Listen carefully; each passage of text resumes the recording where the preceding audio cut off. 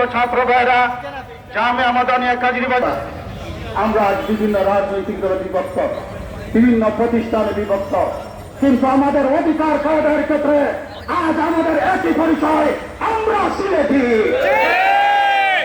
আমাদের বুঝতে হবে শাহজালাল রহমতুল্লাহ আলাইহি সারা বিশ্বের মধ্যে সিলেটকে চয়ন করেছিলেন।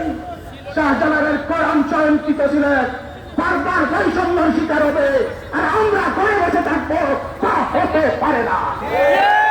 সুস্পষ্ট কথায় জানিয়ে দিব, ওই সেই শাহজালাল তিনি শুধুমাত্র তাসবিয়ার জায়নামাজ নিয়ে আসেন নাই, আমরা জানিয়ে দিতে চাই তিনি তলোয়ার নিয়ে এসেছিলেন। যদি প্রয়োজন পড়ে তারপর আমরা বৈষম্যের শিকার হব, আর ললিপপ চিবাতে থাকবো, তা হতে পারে না।